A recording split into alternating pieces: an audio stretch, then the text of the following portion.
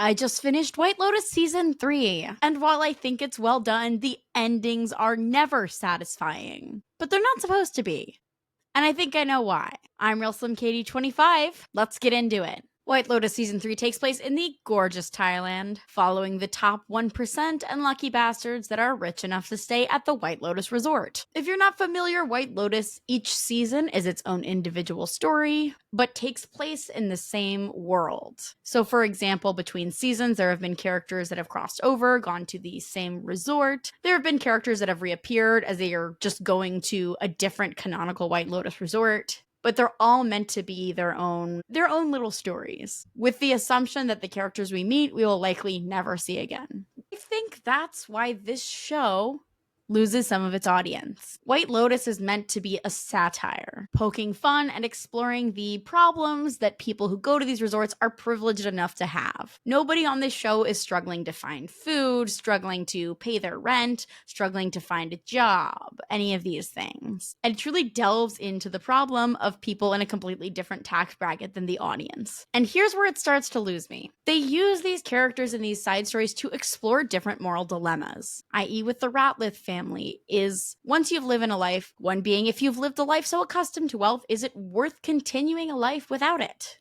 Or Belinda, who we met back in season 1, struggling with the ethics of what are you willing to put up with in order for personal success, even if that means doing something that goes against your own moral code. And with Rick, what are you willing to sacrifice to have some kind of peace? And the show just wants to explore these themes. And it does so by hooking the audience into these individual character storylines. So the audience wants from a finale answers and resolution to all of these character stories. But that is not what the show is trying to do. The show is not meant to be an entirely fictionalized drama that follows all of these lives to completion. It tells all of these different stories with the understanding that we won't get a resolution. Just like in life, when we meet all of these different people, we won't fully ever understand what happens to them and why. But it makes it infuriating to watch an entire season and you just want to know, like, what's going to happen when the brothers confront each other about jerking each other off. And you don't get to know what happens in the end because it's just such an isolated timeline. You're there for these 2 weeks and it's not like we're going to jump into the future. I think there's a lot of satires that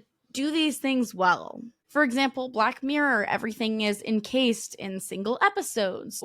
You know, at the end of the episode, what's going to, you will have all of the information, whether you get a resolution to the character story or not, you're going to get everything you're going to get by the end of those 60 minutes. But in White Lotus, they string you along for 10 episodes because you think maybe you'll get more information, maybe you'll find out what happens. Something I was interested to hear the show compared to was Succession, which is one of my all-time favorite shows. And that show is what would happen if we did go back to America and followed only the Ratliff family and followed only the 5 of them. Because what Succession does well is it does show you in details of these individual characters' lives. And even though they're all horrible people, it does find a way to make you feel empathy for a lot of them. And it is ridiculous that they're dealing with these crazy problems that you will never have to understand. Never understand having to play politics to get so far. Never understanding the problems of somebody that has more money that I could even count to. But it does give you windows into their lives. And I do feel like the finale of the show gave very conclusive ends to the stories of the characters we know. And you're not going to get that in White Lotus. So I understand why people hate it.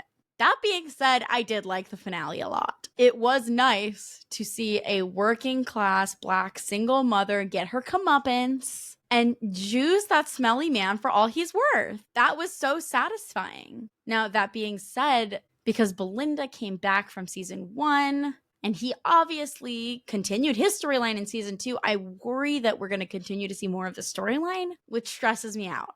I want this to be good. I'm happy with the end of this story. And I don't want to see if anything bad happens to her. I'd like to just live in ignorance and just think that she takes his money and lives happily ever after. But R.I.P. Porn Chai.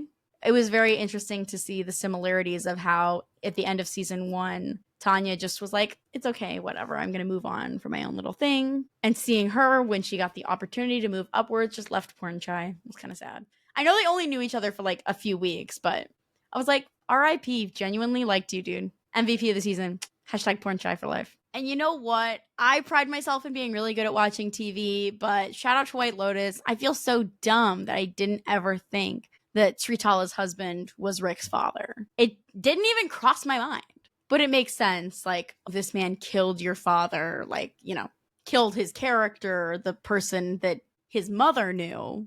Kind of interesting that he didn't clear his name in the moment, though. Probably would have lived. Low-key, maybe. I did have part of this episode spoiled for me. I did know that Chelsea was going to die. I did see a small tweet on TikTok that spoiled it for me. But honestly, I wasn't offended. Unlike Severance, this is a show I was okay waiting a few days for because I purposefully didn't want myself to get attached to these characters. Like, I wasn't like I wasn't gonna cry at the end of White Lotus. You know what I mean? There's nobody that I cared about that much. So fuck you, Lachlan. Wash your blunders. That's nasty. You deserve that. Hope you learned your lesson, bitch. And right now for you, I'd like to do my impression of Parker Posey. Piper, Buddhism, tsunami. Piper, no. I know it's not that good, but I find it funny. But number one, most of all, shout out to White Lotus for making me want to go on a vacation. And I know that I'll never get to go on a vacation like that. And that's okay. Like, I'm okay with that, I think. But like, fuck. You know? Anyways, if you liked hearing about White Lotus, let me know what other shows you think I should watch and talk about on here. There's nothing I love more than hearing what you guys have to say and think about my videos. So please feel free to drop a comment, a like, and subscribe if you want to see more content. Me and my best friend Louie make videos like this all the time, so please do say subscribe to check us out. Anyways, that's it for me. Guess I'm gonna go, I was gonna say jerk off my brother, but that doesn't even feel like a funny joke, so I'm not even, like, I won't even say that. So anyways, I'm gonna go pretend I'm laying by a pool.